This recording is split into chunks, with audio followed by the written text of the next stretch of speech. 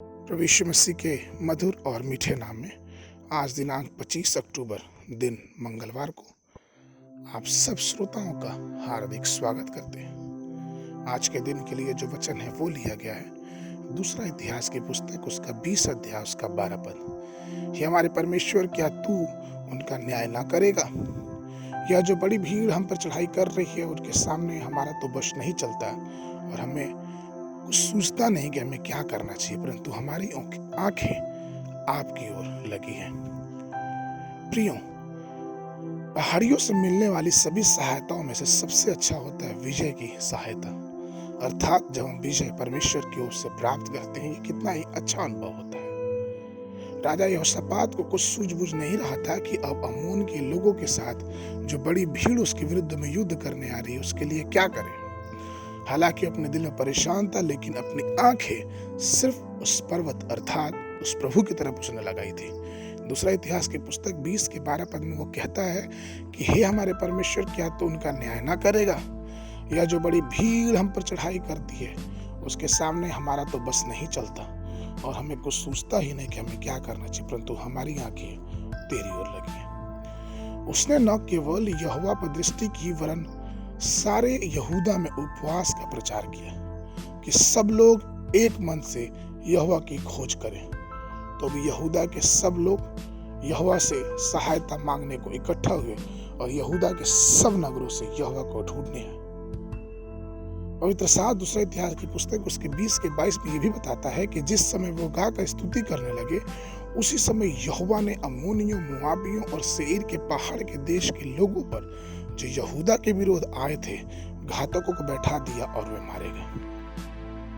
तात्पर्य यह है कि यहोशापात इतना बड़ा राजा होने के बाद भी जब उसके ऊपर परेशानी आई तो वो विजय के चट्टान, विजय के पहाड़ अर्थात परमेश्वर की तरफ दृढ़ निश्चय से अपने दृष्टि को लगाए रखा। एक समय की बात है कि परिवार को जादू टोने के माध्यम से बहुत बड़ी परेशानी को झेलना पड़ा।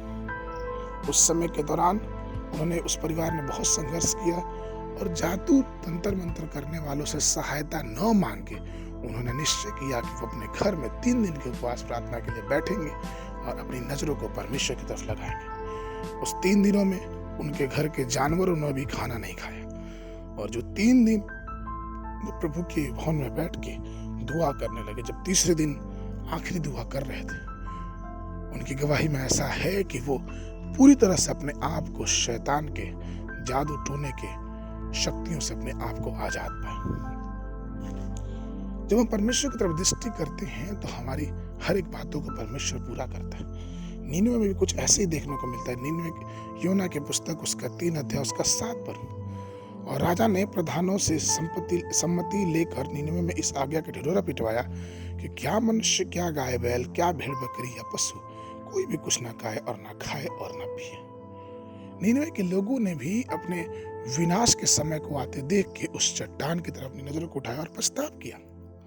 और हम इस प्रकार से देखते हैं कि परमेश्वर ने किस प्रकार से अपने योजना को उनके जीवन में बदल दिया। निश्चय रूप से प्रभु भी अपनी योजनाओं को एक मजबूती से विजय देने के लिए तैयार किया। इसलिए आइए उस विजय की चट्टान अर्थात यीशु मसीह की तरफ अपनी निगाहें लगाए रहें, जिससे कि हमें हर पल परमेश्वर अपनी सहायता से, अपनी सामर्थ्य से विजय देने पाए। आज के मनन के लिए पहला कुरिन्थियों की पत्री उसका 15 अध्याय 57 पद।